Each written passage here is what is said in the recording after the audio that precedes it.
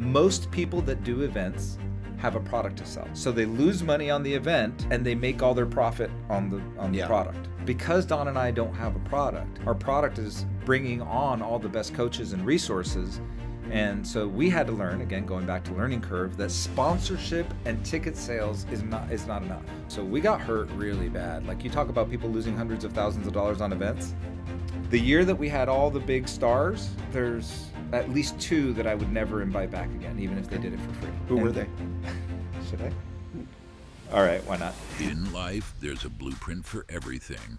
There's no need to start over. Hear from industry leaders, those at the top of their fitness journey, and real estate gurus. They tell you exactly how they did it. All you have to do is listen, learn, and execute. This is The Blueprint with Brad Rice. All right, everybody. Welcome to the show. Today, I am super excited to have with me Gino Fronti. And I'll tell you a little bit about Gino if you don't know who he is.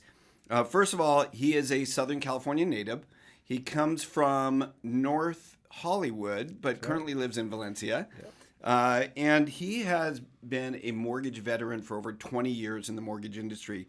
But more recently, he runs a regional team for a company, and they do over $1 billion a year in production. So he really knows his stuff with mortgage. He also is a co-host for the American Dream TV. I want to talk a bit about that because I think that's really interesting. He comes from radio. I learned that just recently here. He comes from radio. So we want to talk about how that led to what he currently has now is he runs a big event called Momentum Builder. And that's grown over the last 5-6 years into one of the more premier mortgage events that we have annually. So that is something I really want to dive into. He's really got the blueprint. It's not an easy thing to build an event like that has large attendance. So we'll talk a bit about that. But outside of work, Gino loves race cars. Yeah. And I think he just sold a Ferrari. So I want to hear a little bit about that. He's got 3 kids with his wife, Nella, and he loves food. He loves wine, and he loves fast cars. So, Gino, thanks for coming and joining me I guess today. you just described my Italian heritage. There you go. That's what it comes from. And you said you speak Spanish, too. I do, because my family moved from Italy to Argentina. Oh, okay. My great-grandparents moved from Italy to Argentina. Back in Argentina, if you think about the 20s, Argentina was the #1 grain producer in the world, and it was just exploding. It was just a very, very fast-growing economy. And Italy was not. So people were migrating from Italy to Argentina, and that's really where Argentina got the large mass population explosion was in the 20s and 30s. Gotcha. So both your parents spoke Spanish? Yeah, my mom, both were born in Argentina. My mom's side of the family had immigrated from Spain. So definitely both Italian and Spanish, which is the typical Argentine profile. What a useful language to have is just, nowadays you can almost get away without doing that with translate things on your phone and even the earbuds that'll translate in real time. But I'll tell you what, like I took 3 years of Spanish in high school, and if you don't use it, you do lose it. Yeah. But it is interesting when I do travel and I go places that they only speak Spanish. For example, I was in Mexico City a couple of weeks ago. It begins to come back. Like you start to remember certain things, and somebody will say a word, you're like, I know what that is. Well, that's why they talk about immersion. Yeah. When it comes to language, immersion is the best way to learn, and for me, that's Italian. Yeah. Because I understand Italian, no problem. Or at least I should say I understand Roman. I don't necessarily understand all Italians because the dialects are so different. And after I was there for about 3 or 4 days, I started feeling comfortable. And then we went to Venice, and I was like, okay, I'm feeling better. And so after about 2 weeks, I was like, you move from just understanding to being bold enough to start speaking. Yep. And you make mistakes, but that's okay. Yeah. And so I could have just imagined if I was there for 2 or 3 months, my Italian would skyrocket.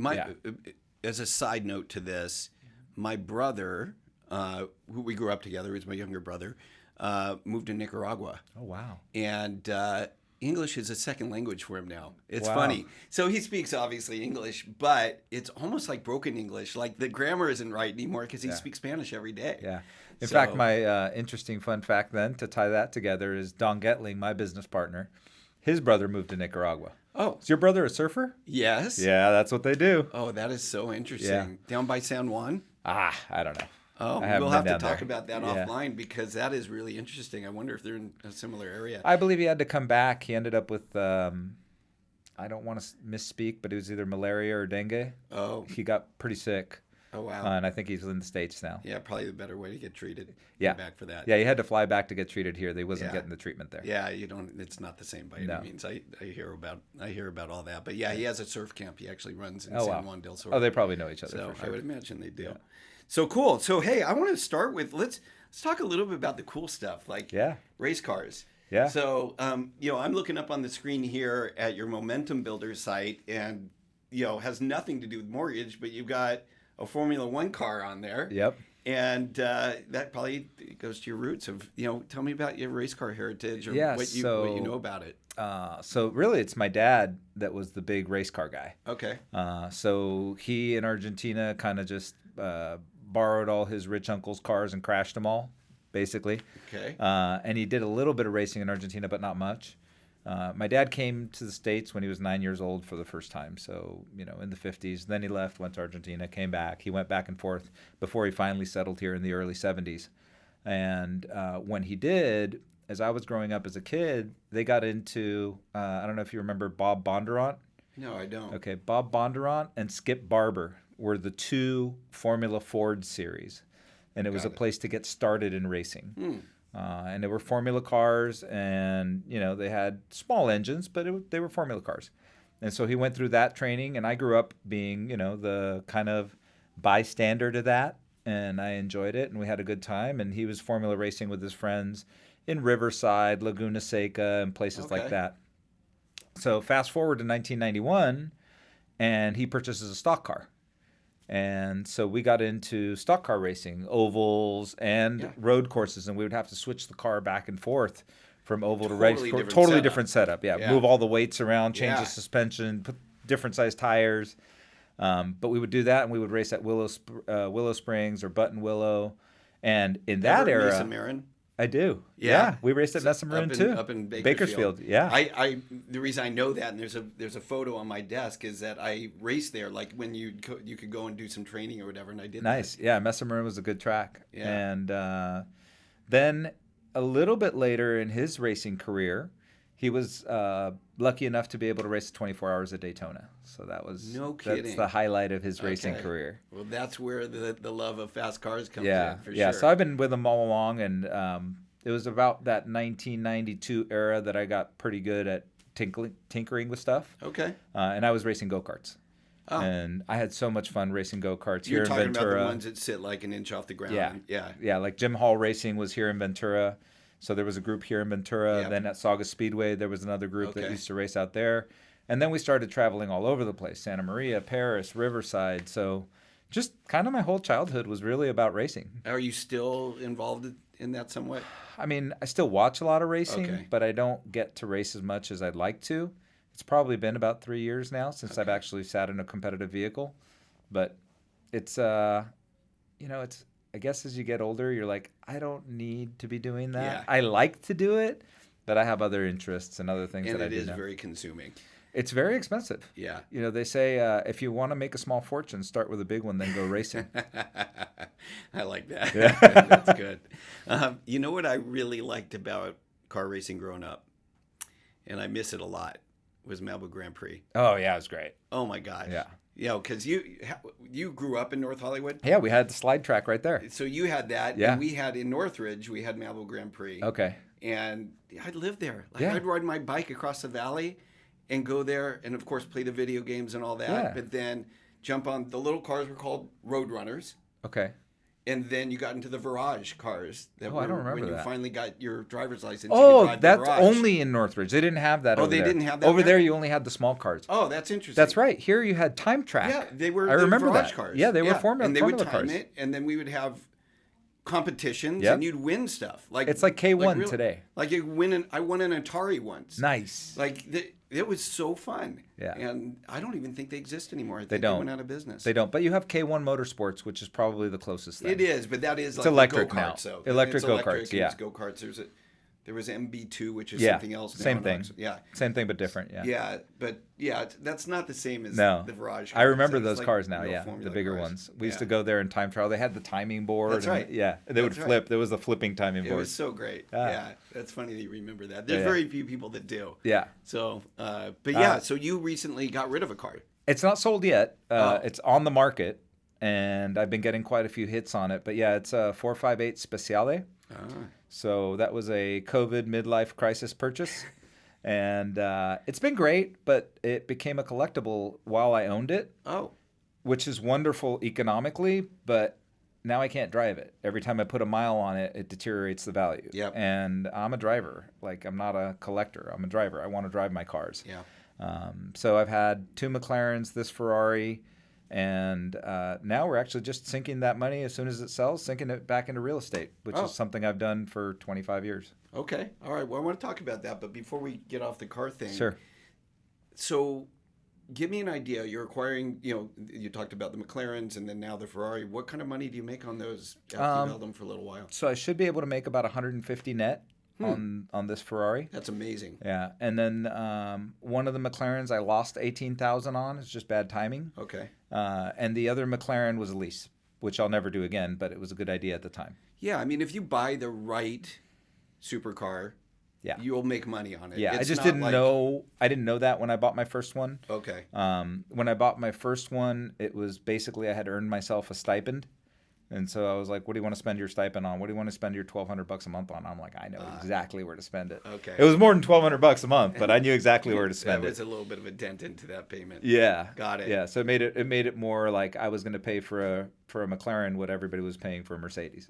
Would you continue to invest in cars Yeah. like that? Yeah. In fact, we're going to launch a company whenever I have time because I'm a serial entrepreneur. Yeah. So as I've become very organized, I've now labeled my companies in the order that I want to launch them. So we have one that's coming down the pike called CarVest, and it's a crowdfunding platform for people that want to invest in exotics. Interesting. Yeah. That's an interesting concept. Yeah. So there's nothing else like it out there.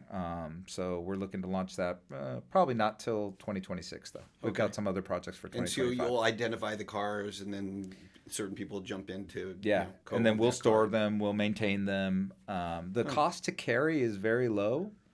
If they're not being driven, you don't have the You maintenance. still need to drive them, but you drive them. You exercise. You exercise them. That's right. You drive them a few blocks just to make sure that everything turns on and So everything. you would find these cars. They would be used cars, possibly. Oh, 100% used cars. Okay. Yeah. Because the Ferrari you mentioned that you're now selling wasn't. It's a wasn't 2015, and I bought it in 2020. Oh, interesting. Yeah. So to get in the weeds a little, Wow. yeah, if you want to get in the weeds a little bit on that, Sure. what you want to do is you want to look at the depreciation curve on a vehicle. And you take the prior model that was similar to yours and you look at the depreciation curve of that one, and then you want to buy it as close to the bottom of the depreciation curve as you can, but usually while it's still on the way down, because you can never time the way up, right? They say even in the stock market, you can't catch a falling knife.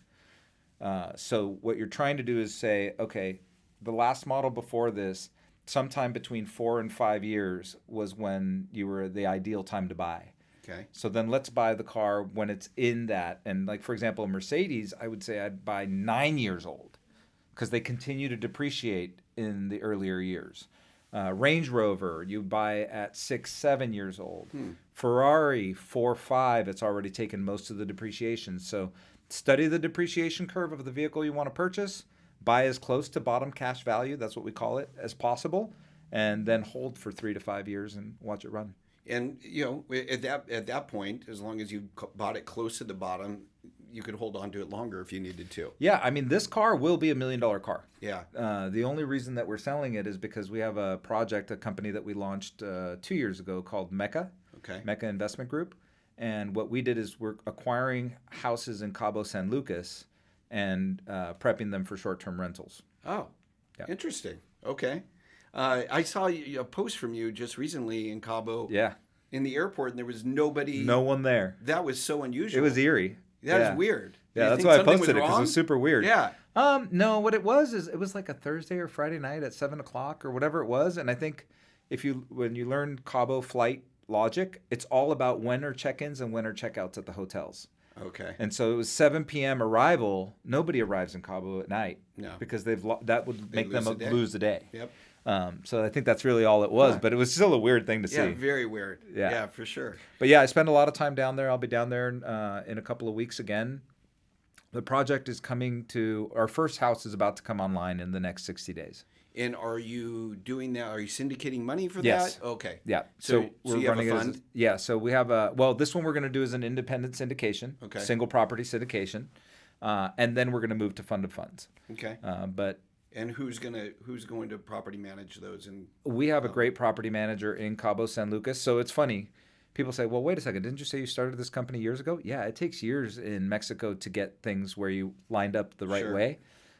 So this is like a 3-year project that we've been on, and finally it all goes live. So that one's going to be an individual property syndication. The goal is to purchase 100 properties over the next 10 years. in the same area, like in Cabo? Not all in Cabo San Lucas. We will be going to Todos Santos, East Cape, Pescador, all the Baja California. Sure.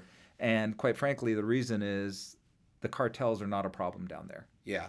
Yeah. You know, if you go to Cancun and Tulum, bad idea. Yes. I mean, everybody's so crazy about Tulum right now, and I'm like, guys, you need to study if you're in Mexico as a real estate investor, you have to study the cartel market. Yeah. You have to understand what they're into. Well, Cabo doesn't have a great rap either for, in the last couple of years for the cartels. We haven't had any problems. Yeah, but I mean, in the news anyway, and certainly, for government reports. It's sensationalized. Yes. It is. I mean, I spend a lot of time down there, and I'll say candidly, I feel safer there than I do at home sometimes because there's no homeless.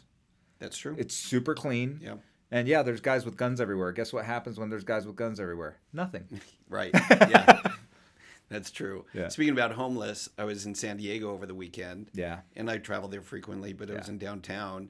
And man, it is just brutal there. And they started cleaning up some of the LA stuff. Long Beach was the first city that went. Yep, they went first on the cleanup. I don't know right. how it's going yet. My daughter goes to Long Beach State, so I'm happy to see that. Yeah.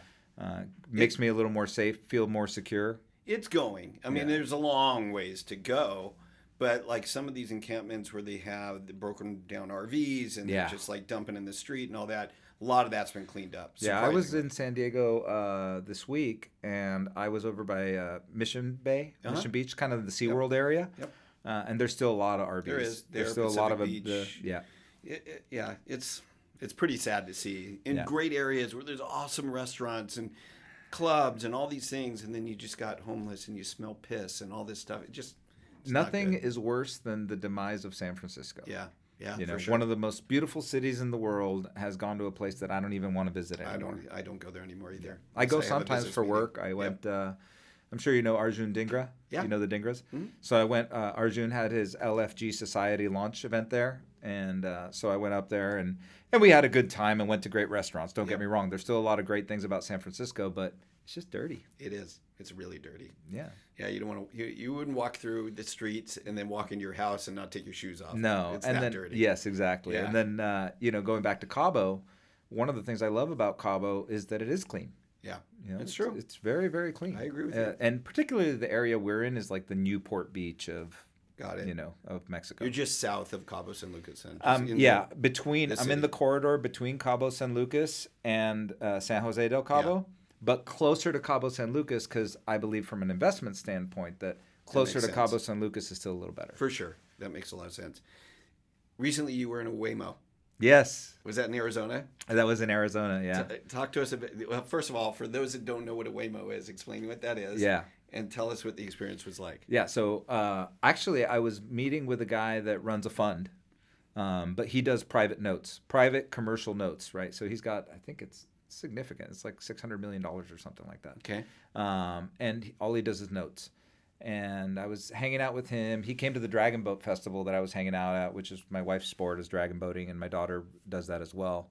I don't know what that is. Dragon boating is an old Chinese sport. So it's like 20 paddlers in a boat that all have to row at the same time. Synchronicity is more important than strength. Huh. And so my wife and my daughter are both on Team USA. They both do it at a national level. My wife competes internationally. She just came back from China and Italy. Wow, that's interesting. Yeah, and I just happened to be there, so I knew this guy with a fund in Arizona. And I'm like, hey, meet me for coffee. Okay, that's not an Olympic sport or anything? They're working really hard to make it an Olympic sport because both of them are already at the pinnacle of it, but it's still not Olympic. My advice for someone selling their home: number 1, do it yourself and save. Number 2, use HomePie. HomePie makes it easy to buy or sell without an agent. I can list a home in minutes and start receiving offers right away from buyers. When we discovered that we didn't have to lose $40,000 in agent commission just to upsize to a larger home, it was an obvious choice. List your home for free at homepie.com. Keep your piece of the pie. So anyway, dragon boarding is a Chinese sport, and it's 10 paddlers or 20 paddlers in a boat.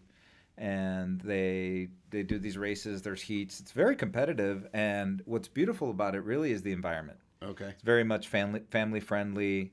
A lot of fun. They do those Chinese things where the dragons and the music and the sounds and the food court's very important to them. It's really a good event. They do these on lakes then? They do them on lakes, and they also do them like at Marine Stadium in Long Beach or the Olympic facilities over in Sarasota, Florida. Mm-hmm. So there's a few Olympic facilities across the nation, and that's where they do the big stuff. Interesting. Yeah. That's so cool. Yeah. All right, so you're in Arizona though. Yeah, and I'm meeting with this guy for coffee. And he says, hey, I hope you don't mind, because I walked to the coffee shop. He's like, I hope you don't mind. I planned on taking you back, but my wife, she called the kids. I said, hey, man, don't worry about it. I'll walk back. He says, no, let me put you in a Waymo. Okay. And I'm like, he's like, have you ever been in a Waymo? I'm like, no, it's like an Uber or what? Yeah. And he's like, yeah, it's like an Uber with no driver. And I was like, really? And I go, you feel safe doing that? And he goes, I love it. He goes, it took me a minute. He's like, but now I prefer it to a driver. There's no smelly driver. I don't have to deal with them potentially being under the influence, because we've all had that Uber driver that you're like, And he says it's great. And I said, okay, yeah, put me in one. And sure enough, I get in the back seat, and it is a little eerie. Start seeing the wheel turn all by itself, and but it did a great job, and it was super safe, and I'd be glad to do it again. Doesn't it talk to you as well?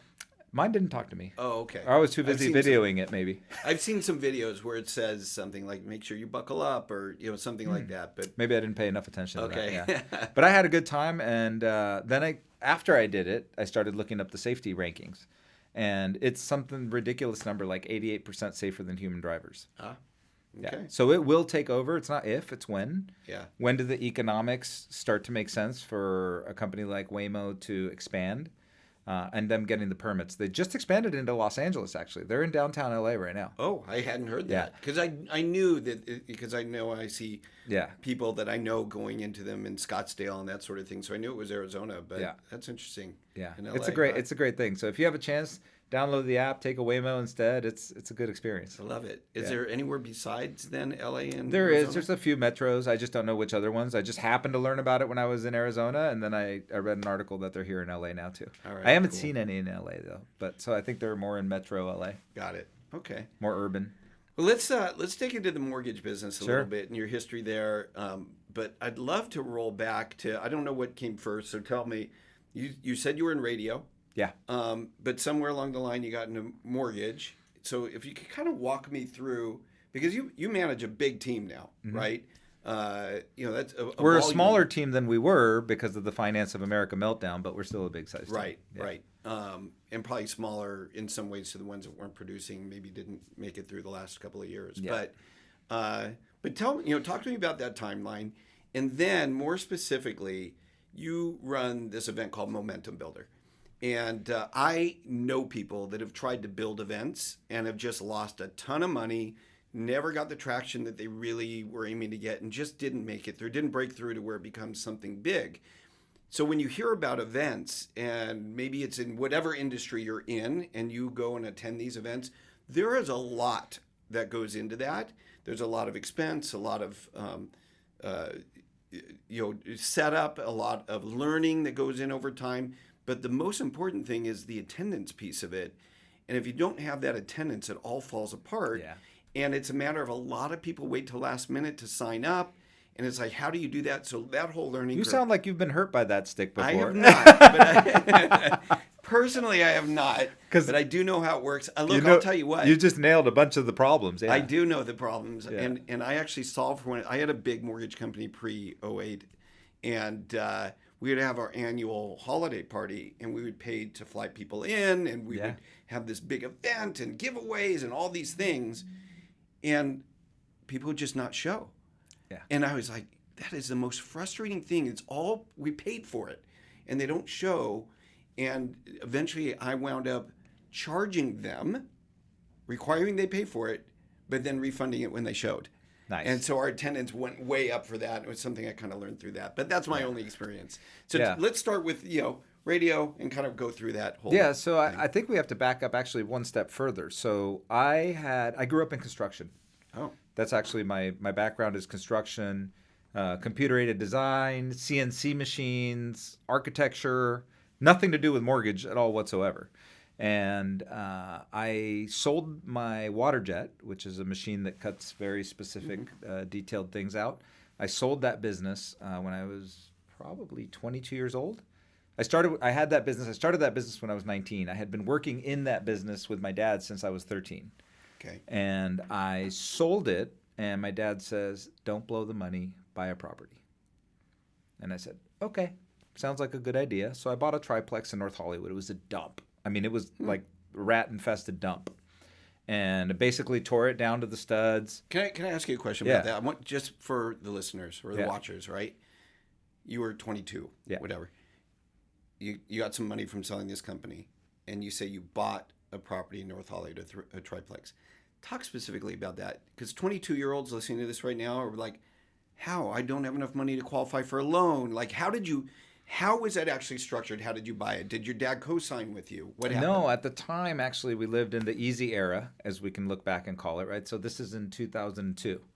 So stated income, verified assets. I had plenty of assets, and I was able to state my income, which was in alignment with all the assets that I had, so it wasn't a problem. Okay. And at the time, even though I could have bought with a down payment, 100% financing was prevalent.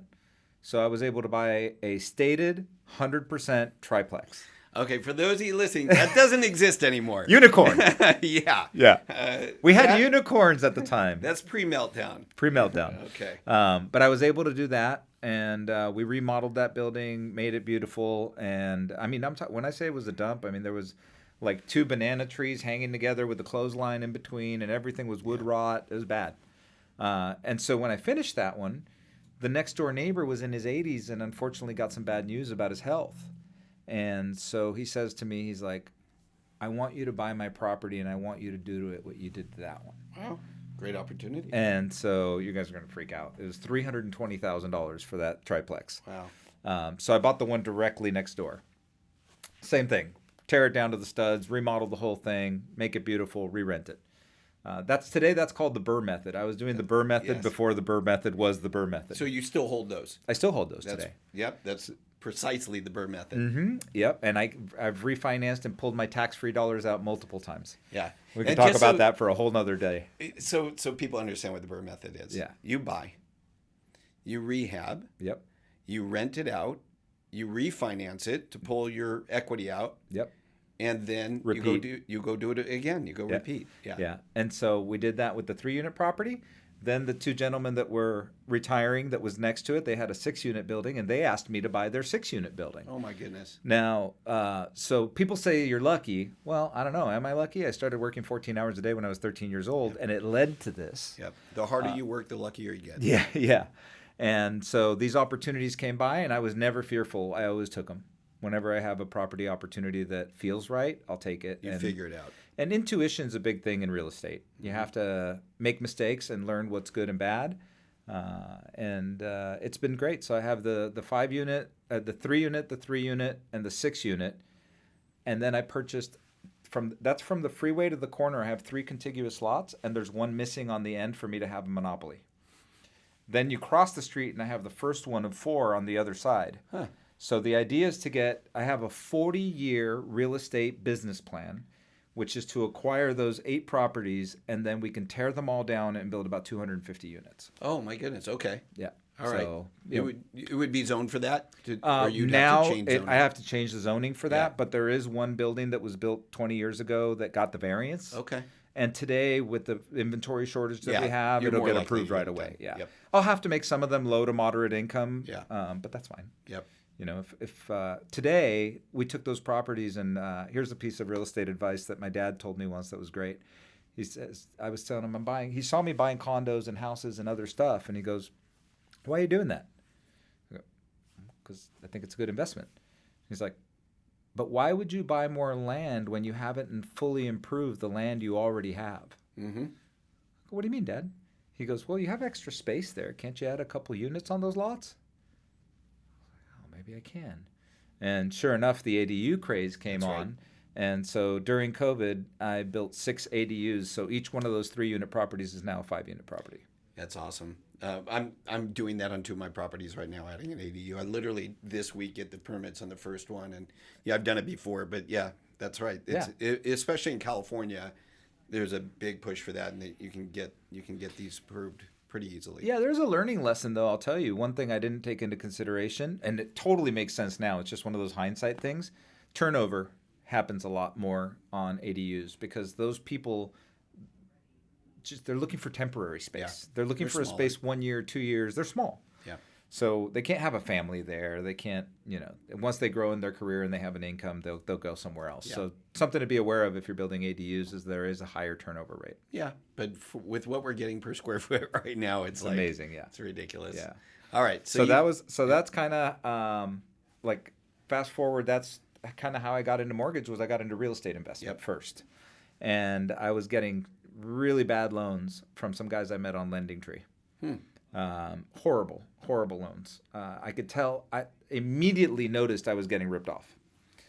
And I didn't have the best FICO, but I had like a 685. Wasn't bad. Well, at that time, that was very 680 and plus. It was very good. The top range when we first started watching FICOs. Yet still, why was I getting all my loans at New Century or WMC? Because it was easier with for a 2-year prepay. Yep. Because they were making money. Yep. Right. And why would you put me in a 2-year prepay if I'm going to refinance in 6 months? Yeah. Just bad lending. Yep. And so I asked one of my dad's friends, I said, hey, I'd love to have you quote my next refi. He says, you're a smart kid. Do it yourself. I'll introduce you to our boss. You do it yourself. And we were brokers. So I started off as a broker in Glendale at Fidelity Financial Group. And that's what started me down the path of mortgage. Got it. So that's circa 2003-ish. Okay, that makes sense. So just pre-meltdown. Pre-meltdown. Yeah. But you wound up going to what we never called it this before, but now we call it retail. Yes. Right? You wound up going to your first retail shop when? In 2007. I had, when everything melted down. Yeah. And at the time, I had a team of people doing real estate and loans, which was very common back then. Yep. And the meltdown happened, and a friend of mine says, hey, listen, I'd love you to meet this guy, Bill Dallas. It's like, okay, sure. And I happened to ask a friend of mine who's in the financial services industry. I said, hey, do you know anything about this guy, Bill Dallas? He's like, yeah, I'd love him to be a client of mine. I knock on his door all the time. I said, oh, okay, great. And I go to this meeting, and Bill is on fire. I mean, and you're talking about Bill 2007. So he was on fire. We had this long conference room table. And is this just before Own It crashed? This is after Own It. This is pre-Skyline. Okay. Copy. This is Skyline, Capital Line era. Okay. And post-Own It. And he jumps up on the table, and he's like standing on the table while we're all sitting there. And I'm there with my peers, and we're all in awe. I was like, why did this guy just leapfrog on the table? Yeah, he did. And then he comes up to me, and he like touches my face, and he's like he's like putting war paint on my face, and he puts a knife in my mouth. He's like, you're going to go fight for us. I'm like, man, yes, I am. So Bill got me all fired up, and that's how I joined Skyline at the time. Okay, that makes sense then. That's where I met Don Getling. That's where I met my business partner. Okay, all right. Tell me about that relationship. So you met him there. Yeah, so he was my branch manager. Okay. I was working in Glendale, and you probably know Scott Houlihan pretty well. Right. I don't know him well, but I know he is. So Scott comes to me and he goes, you like working in Glendale? I'm like, it's fine. He's like, don't you live in Valencia? I'm like, yeah. He goes, would you like to live and work in Valencia? I said, yeah. And so he introduced me to Don. I moved to the Valencia office. And he was my branch manager. He taught me how to do FHA loans and all the stuff I didn't know how to do because he had been in the business a lot longer. And I became, his best student. Yeah. Is really what it came down to. He was the teacher, I was the student. And about 3 years later, we started sharing assistants. Then we partnered with Kai McBride for a little while, and the three of us I was the one that was in charge of all of the manufacturing of loans, let's say. And they were in charge of rainmaking. Got it. So that's kind of how I started down that road. And actually, interestingly enough, the radio show, to transition to that, is what launched Don and I to be business partners. Okay. Because we had already been sharing assistants, and we had this like partnership, but we weren't business partners. Like we had like shared services. And his coach, Ron Quintero. Oh man, I remember Ron. Name from the past, yeah. He's in my phone, probably still as a contact. Yeah, unfortunately passed. But did he? Yeah, oh, yeah, quite a few years back. Okay. And but Ron calls him down to San Diego. He goes down to San Diego, and he calls me, and he's like, "Hey, I was just on the radio." I'm like, "Oh, that's cool." I was like, "Who are you down there? What are you doing?" He's like, "I'm with Ron, and I was just on the radio." And he says, "We're going to start our radio show on April 1st, and he already locked down a time with our local station and everything." I'm like, yeah, April Fools, I got you. He's like, no, he's not kidding. And when Ron did things, I mean, he was your coach, and he would just throw you in the water and say swim. And so it wasn't totally outside of character for him. And so we did. We launched our show in April of 2010. What was that called? Just the Don and Gino Real Estate and Finance Show. Okay. All right. Yeah. And you mentioned you ran that for 12 years. Yeah, we did that for a long time. So 10 years was AM only. Then we started doing, and at the time we did video all of the shows and had them on YouTube. So it was early for that. We didn't leverage it as much as we should have, but we did still get quite a bit of opportunity from it. So people calling in, asking about loans, you were able to convert them? It wasn't so much the B2C. It was more about the B2B. Okay. So, the script was something like this. If you were to call on the top real estate agent in town, they say, "Hey, Neil, it's Don and Gino." Yeah. Hey, how you doing, guys? Good. Well, you guys know I have a good lending relationship with Earl, and I'm not looking for a new lending relationship. Yeah, totally understand. But you are absolutely the number one agent in town, and we have an AM talk show, and we need to hear from you because no one's more of an expert than you in the market. Yeah. Oh, well, yeah, I'd love to do that. Platform. And so what it did is it gave us the opportunity to be in front of a higher level of people as it relates to incomes and social status and political clout and all those things. So slowly through the radio show, what we did is we improved our circle of influence to where we were getting better leads and easier leads to deal with. That makes sense. From our referral partners. So tying that all together with like Duncan strategies to go really deep with the people that were on our show. That totally makes sense. All right, I get that. So that takes you, if you started that in 2010, you said you had it about 12 years, it takes you through 22. Well, there's some overlap. Okay. There's some overlap. So once you start going down the road of media, and you'll experience this, and you have experienced this already, you're like, and what if we do this, and what if we do that? So we did a daily video blog for 3 years. And that daily video blog was delivered via text message. So that was awesome, by the way. That was something that was so much fun. It was a lot of work. So we dropped it one day. But in the meantime, we had done radio, daily video blog, and then we said, we're going to launch a TV show. Okay. And the TV show is the same idea as the radio show, but imagine now you take one more step up that escalator, and now you're talking with CEOs, leaders, executives, managers, instead of talking at the let's call it business owner level from the smaller businesses we were working with. So more from local to regional to national. Got it. That makes sense. So you're talking about American Dream TV. That's right. So you're one of the founders of that then? No. Craig Sewing is. Okay. But Craig and Ron were business partners. And so Craig was on 1170 KCBQ. See, still remember Craig. And he's the one that brought Don on the radio that day. Okay. And we're still great friends. I was texting Craig on Saturday. That's so funny. So I had not heard of American Dream TV until about, I'm going to say 3 weeks ago. Oh, wow. And I'll tell you how I heard it, and immediately you're going to know. But I was on a call with Barry with MBS Highway, and he brought this up as part of like a push. So I saw then that Barry's been involved in this for some time. Yeah. But that's how he began to introduce that to his subscribers and so forth. Yeah. And so I saw a little bit about it. I kind of went online. I poked around a little bit. But if you explain to us exactly, like, you're pushing to get other people in the real estate industry to kind of take markets for this, right? I'd say if you're considering joining the AmeriFund team, it's a really good idea. We as processors at AmeriFund Home Loans support the loan officers in every aspect of the loan once it comes into processing because we want them out there marketing themselves and originating more loans and supporting more borrowers. Competitive commission plans are a given, and powerful technology is expected, but what truly sets us apart is our culture. We've built a solid support system for our loan officers. If you're interested in joining the AmeriFund team, go to amerifund.com/careers. You're pushing to get other people in the real estate industry to kind of take markets for this, right? Yeah. So essentially what you would do is and we did with Dawn, we did something I don't think many people have done. We actually purchased the whole hour. Okay. It's a lot of work to produce a 1-hour TV show. Like, it really is a lot of work. So then we realized how hard that was for us, even though we had all this media experience. And we said, hey, Craig, this is too difficult. Can you make it easier for, your average individual that wants to be involved? And so through a bunch of trial and error, he now has what he calls, I believe it's Funding the American Dream. Okay. And what that does is it allows you to purchase a 4 to 5 minute block. And anybody can talk for 4 or 5 minutes. Right. And your storyline for 4 to 5 minutes is easy. And so that's really what catapulted American Dream TV. And so what I would do, because I had the whole 28-minute segments, is we would show multiple homes. We would go tour $2, $3, $4 million houses, and we would show these beautiful homes in a particular city. So let's say I went to Newport Beach today. Mm-hmm. Well, I would show 2 houses in Newport Beach, and then I said, let's go check out Balboa Island.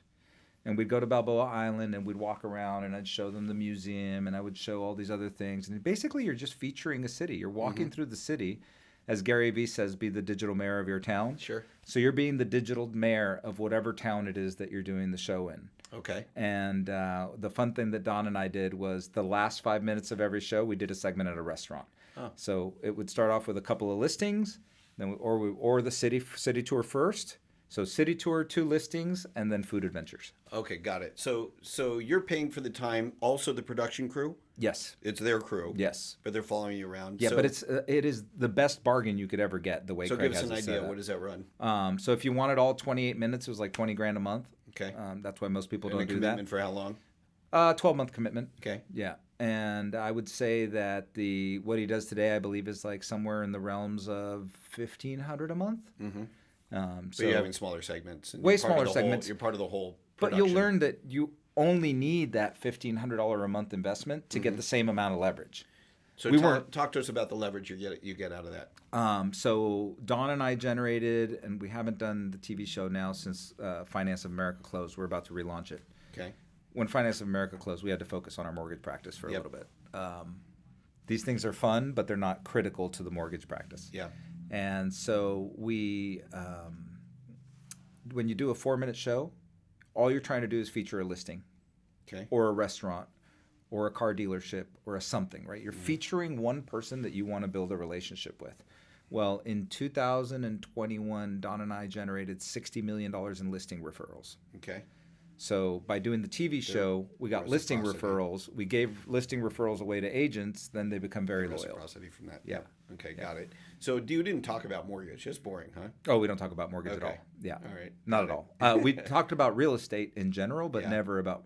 We could maybe give a rate update, but the reality is when you're in media, you want things to stay evergreen. Yeah, for sure. And so you get really careful about saying yesterday at the Super Bowl or if you would have talked about the Picket Pay loan, it wasn't evergreen, right? Yeah, for sure. All right, I got you. So then Momentum Builder, 2019? No, Momentum Builder, maybe 2018. Okay. And that was actually not part of our media practice in the beginning. Okay. It was actually just what we were doing for our loan officers to succeed. So Momentum Builder 1 was at the Sheraton in Burbank. Mm-hmm.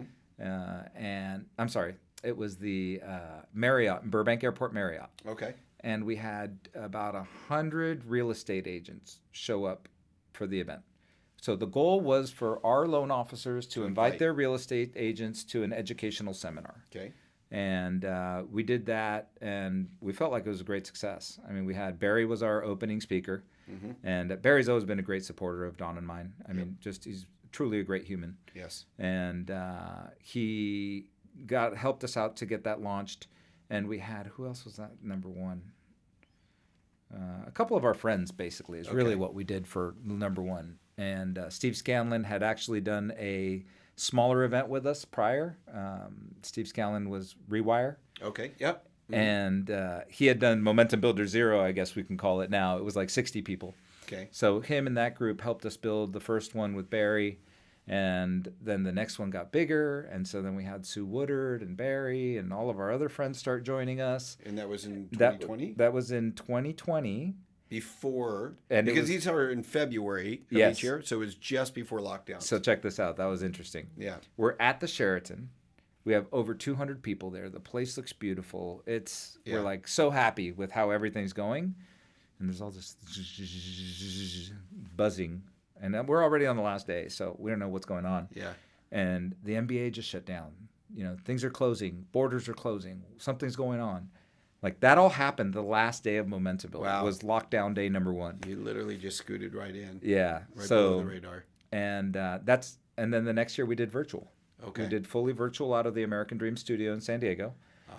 We had 800 attendees. We had 300 on all day at any given time for 5 days. That's really good. Yeah. That almost killed Don and I, by the way. Never tried to put together a 5-day telethon type event. Oh, my goodness. It was brutal. I bet. You were probably exhausted. Oh, yeah. I was burnt. Absolutely burnt. And then our friends said, you should go big. You should go to Vegas. And that's what we did. In 22. 22 and 23, we did Caesar's Palace. So in the timeline of things, you had virtual in 21, which totally makes sense. You're in the heart of COVID. Yeah. 22, did it start opening up? Was this like plexiglass Vegas? Yeah. Well, so we thought it was going to open up real big, and it didn't because they had that big Omicron surge in January. Yeah. And so that really devastated our ticket sales. So we got hurt really bad. Like, you talk about people losing hundreds of thousands of dollars on events. Okay. That's me. So, yeah, I really want to talk about that because now we're talking about the evolution from 2018 concept, kind of internal push, let's see what we can do, to now migrating outside of that into something where you invite the general community. This is what events do, right? Yeah. And so you started to invest in different, you created a business out of it. You started to invest in different things. Maybe it's equipment, maybe it's marketing materials, maybe it's booth type stuff. It's, but I think a lot of that you get rented at the places you go. Yeah. But where is that learning curve in the investment? Was it in the marketing side? It's in the marketing side. It's primarily in the marketing. Primarily in the marketing side. So and also you can get really hurt by contracts with the hotels. Okay. So room attrition is a very real thing if you don't fill all the rooms that you said you were going to fill. Mm-hmm. I think we had a $90,000 bill the first year for not filling all the rooms that we said we were going to fill. Could you have contracted differently to avoid that? Okay. Yeah, and so now we do. There's a learning curve. Yep. And Caesars was a union property, so that cost us an extra $140,000 that were unplanned. Because they have to do all the setup and the breakdown. They have to have a shadow employee for every non-union employee you have. So if I had 17 employees on set, they wanted to charge me for another 17 employees, which, let's just say I'm okay with that. At the end of the event, those guys never showed up. Oh. But they were still on the bill. Oh, wow. And we fought and fought and fought Caesars for months, and they were like, that's the way it too is. bad, so sad. Yeah. You want to be one of these guys that ends up in Lake Mead inside of a barrel? Wow. So, needless to say, after the 2-year contract at Caesars, we did not go back there. So you had a 2-year contract. Yep. Which we'll never do again with either. terms that you would have done differently. Totally. Okay, so that's a super big learning curve. Yeah. And also, you mentioned something interestingly. You mentioned that we turned it into a business. I would say that it's still in the transformation to being a business. It was, although it's achieving a lot of the things that we wanted to achieve from a community and legacy standpoint, and I guess national platform, putting Don and I at the front and center of in the mortgage industry, but it's not profitable. It's still not. When you say it's not profitable, is it not profitable as a business from inception, or still each event is not profitable? Each event is not profitable. Because the company that owns it does a lot of other things too. Okay. But the event portion itself, the events. Let me kind of try to dig into this. Most people that do events have a product to sell. So they lose money on the event and they make all their profit on the product. Because Don and I don't have a product, our product is bringing on all the best coaches and resources. And so we had to learn, again, going back to learning curve, that sponsorship and ticket sales is not enough. And so as you start to transform it into a business, you start to look at where are the other revenue opportunities in this business? What other revenue opportunities does this create? And so it's an ongoing evolution. And just like I wasn't an amazing loan officer on year 6 of being a loan officer. You're through that same evolution. Yeah. So I noticed on your site you don't have 2025 up on there yet. Nope. Is it going to happen in 2025? It's going to happen in 2025. We're moving it.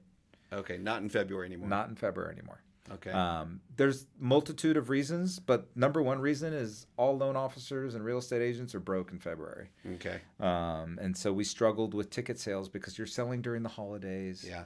You're trying to get everybody motivated in January and February. Another thing you learned. And it was definitely another thing we learned. And also, the essence of Momentum Builder is to help you relaunch your year, because by January, February, you're already not on the goals that you set for yourself.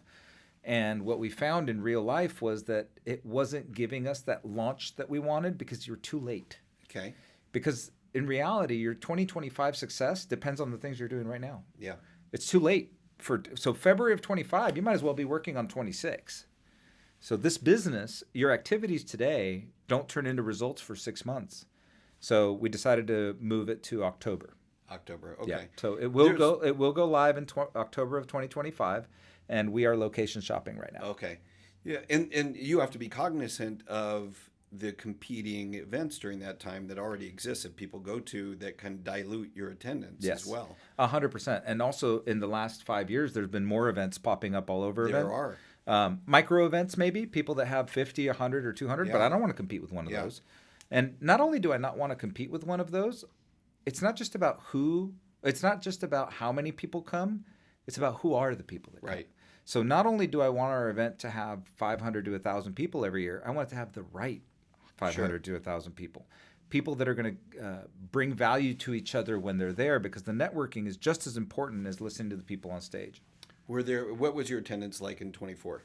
500. Okay. Yeah. All right. Pretty decent. Good. Yep. Pretty decent. Do you also have vendors? We do. Okay. We do. And we don't call them vendors, we call them partners. Okay. So but they put booths up and that sort of thing? Yep. So that's another form of revenue. That's a form of revenue for the event. Got it. But we won't let anybody on that we don't use the product. That's what Dawn and I have a non-negotiable, that if we haven't used the product or we're not intimate with the product or we don't trust like the people that, you can't just buy your way into Momentum Builder. You have to be introduced, vetted, and then you can be on the floor. Because so how many partners did you have last year? Or this year, I should say. Maybe 25. Okay. Yeah. All right. 25. That's a lot of product you're using. Huh? That's a lot of product you're using. That's the world we live in right now. Yeah, but and I would say that most of it is repeat. It's the same ones that come over and over again generally, and there's always a few new ones on the floor. Appraisal management companies, like, now we're done making all the big mistakes. Now we make little mistakes. Okay. So like last year we had 4 AMCs. Yeah. Not ideal. It's just the way things went down. Mm-hmm. And so one of them asked us this year, "Hey, could you charge us more, but just have 2?" Yeah. We said, "Yeah, absolutely, no Makes problem." sense. But look, they're our friends, so they bring us in and let us know what we're doing. Sure, that makes sense. So, all right, so you've got 25 that you're planning for October, which is why it's not on your site yet. Yep.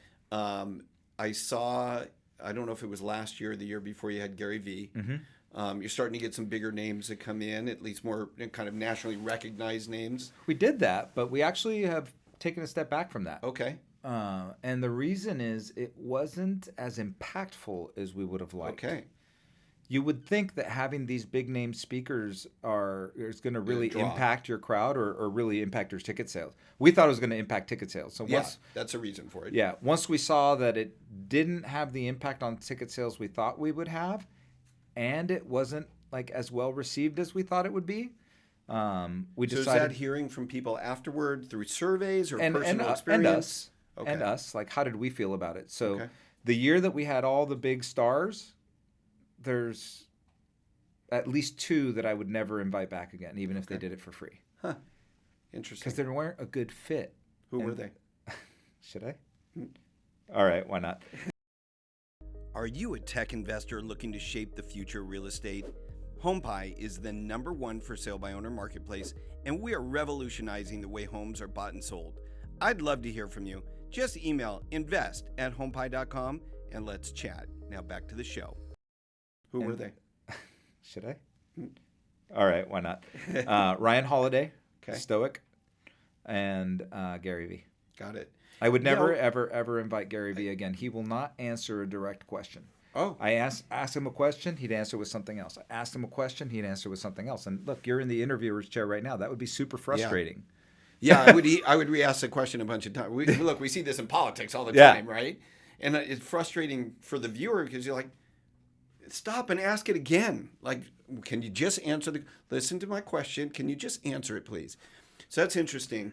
I imagine you also have to look at the cost versus benefit, right? And so he probably was one of the more expensive. 100%. Like, give me an idea what you paid well, we him got for lucky. your That was his COVID price. Okay. And it was $50,000. Okay. So $50K. Virtual, by the way. He wasn't in person. He was that virtual. Is very interesting. Okay. Yeah. So I just, we just had the annual AIM event. Mm-hmm. That's the Association of Independent Mortgage Experts. And it was in New Orleans. Yep. Not a great venue. Not great venue? No, it's not a great venue. But the headliner was Ed Milet. Oh, I love Ed Milet. Who doesn't? Yeah. Very powerful. Now, when we talk about impactful, like there's two different types of impacts when you bring somebody into an event, right? There is, what are the practical things you're getting out of this that you can put to practice like immediately, that you're writing notes on, and you're like, oh, I could do this Monday, and I can change my plans and start working like this or be more effective. And then there's the impactful change of disposition and the impact that what that person is saying. Ed is that type, right? He's getting into your psyche. People are crying. It's not that unusual for him to do that, but just like extremely powerful. You could see that he connected with people. And I think it was about $100K for him. Look, I'll tell you, it's not about the cost per se for us. What ended up happening is we realized now, so things you learn, every year we have a theme for our event now. And every year we will structure our speakers based on the market conditions. Okay. And so we realized you needed tactics last year. How can I win? I don't want rah-rah. I don't want to feel better because motivation doesn't last. Yep. Activities drive motivation. That's right. And so we wanted to give people activities that we knew would work at last year's Momentum Builder. And you can't do that by bringing in outside speakers. It has to be somebody that's empathetic and in the industry and doing it. So it's so interesting you say that. I was actually a speaker at this last AIM. Okay. And I have a program I put on for our loan officers called the 90-Day Blueprint. It's a quick start program. And it's for people that are new, that don't have traction, or people that just haven't really set themselves up properly to be successful in every environment, right? Every economic environment. And it's about building the foundation of your business. And this applies to all sales, right? And using a CRM and a database and putting everything in there and everybody you come in contact with. And I say this all the time. The beauty about the mortgage business is everybody's a potential customer. Yeah. And I make comparisons like, you're not selling, copy machines to offices and you just, that's your only, or medical devices and things of that nature. But if you're not treating it that way and you're not keeping track of people and you're not making people, when you talk to them, understand that they're the most important person, and you remember things, and you don't have to remember them if you write them down, and just building your database properly. But I break it down to daily things that you need to do that, and devoting the time to doing that. So these are the practical things that, like you said, in each environment, it's like what can bring a benefit to somebody. So that is one of the other things you learned by building this event. The Momentum Builder is like, let's decide. So I bet you haven't chosen who you're going to have for October yet because you don't know what the environment will be. It's too far away. Yeah, it's too far away. So right now we're location shopping. We have a huge announcement that's going to be out in the next couple of weeks. So pretty excited about that. So that'll be a big industry buzz. That'll be Will everywhere. It be Vegas again? Or? No. Oh, interesting. No, we are moving away from Vegas. We're still location shopping We're looking at options in Arizona. Scottsdale?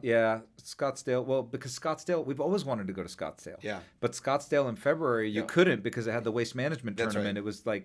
It was like $1 million to rent the hotel. It was like, we're out. We really, really would love to find a way to do it in Dallas.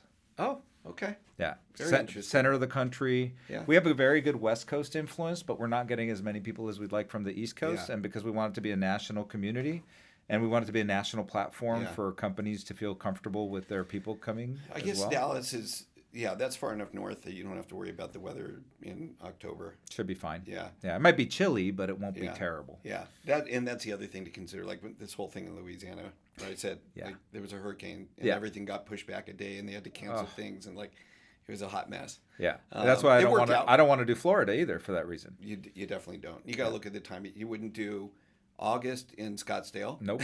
So, I mean, you got to think about these things, right? And so there's a lot of logistics. So, look, I guess my question to you would be, are you going to continue doing the event?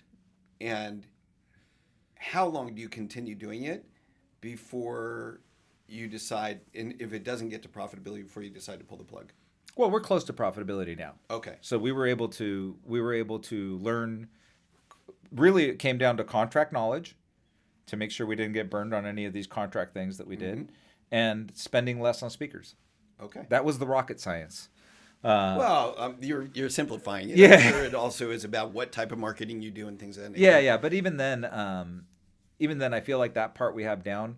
But the piece that was interesting for us was really about the hotel, because that's the majority of your cost. Okay. Once you've got your hotel and your speakers, those are the big boulders. Yep. Everything else is small cost. Yeah, there's death by 1,000 pricks at $700 items.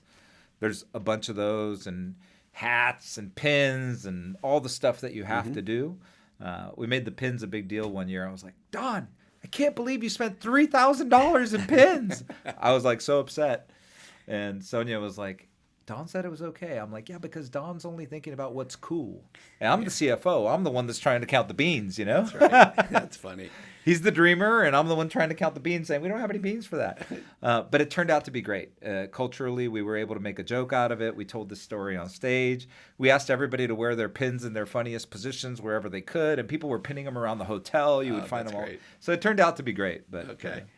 Well, look, I tried to make an introduction to you to somebody I know who wants to put on events. Yeah. And I said, you need to talk to Gino, because you have the blueprint. You've now been doing this for 6+ years, right? Yeah. And you, like you just said, you've learned along the way. And if you had the knowledge today and you were starting, it would be a whole different thing, right? You would get to profitability maybe first year.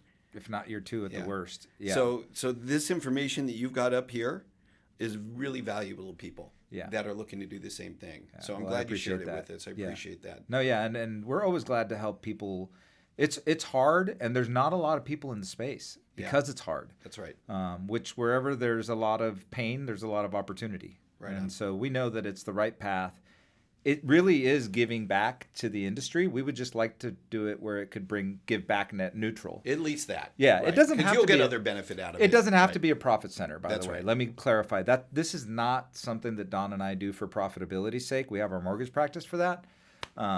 But this is something that we do. It's kind of a passion project that's turned into a business. Yeah, I understand. And by the way, most events are like that. Of course, there are other things that the event is the business and they need to make money at it. And frankly, it's a little bit, it's not as niche-y as mortgage, right? Yeah. It's a lot. Well, believe it or not, that's one of the problems is mortgage is too small. It is. Even though we look at it as a big business, it's not. No, it really is. Just to throw a weird number out there, let's just say there's 100,000 licensed loan officers right I think now. There's around 135 right now. Yeah. It's not a huge pool of people. No. And half of those couldn't afford to go no matter where it is. Right. Right. So, you look at real estate agents as well, same type of thing, because 1 year, so mistakes, things we do, maybe a mistake, maybe not a mistake, maybe the right idea at the wrong time, maybe marketed wrong, but do we make the event for real estate agents and loan officers together? It's something we're struggling with. It's every year we struggle with it. And last year we made a decision not to. Mm-hmm. Last year we promoted loan officers only. Yeah. Year before we promoted loan officers only, and this year it's back on the table. Everybody's arm wrestling about it again. Yeah, it's interesting you bring that up. I mean, with all of the NAR settlement stuff and the changes and the buyer's agents and, you know, the signing of buyer agreements and all that, you could probably more justify now the reason to bring both together in one place and talk about working together than probably any time previously. But you see how an important decision like that dictates who the speakers are going to be. That's right. Yeah, that's right. So that's why it's on the table now, because it has to happen. That type of thematic decision needs to happen before you can get into speaker. Really, I mean, technically you could get the hotel is probably the only thing you can get early in the year. Right. And then after that, and we have 4 or 5 that we're looking at, and we're traveling around looking at them and trying to see. One of the things, the other mistake was Caesar's Palace being too big. Yeah, you lose everybody. Yeah, like all it needs to be a venue that you can right size when the time comes. Yeah, so you don't something with less. You don't want it to look too big. Well, you just want everybody to be together. Yeah. So you want us to run into each other at the restaurants and be sitting together at the bar and be over at the cocktail lounge and hang out with somebody else. Sure. And so that part, because we're a community, not an event, is super important. Agreed. Yeah, very good. Yeah. Well, Gino, thanks for spending time with me today. No, man, thank you. If people wanted to reach you, how can they find you? 2 things. Instagram. I'm on Instagram all the time, so it's just Gino Fronti. And then I'll give you my cell phone number because I use that. Go for it. 818-652-9739. I've had it since I was in high school. It'll never change. That's great. I love it. All right, Gino. Thanks again for joining us today. It was a pleasure. All right. Thank you. Appreciate you having me.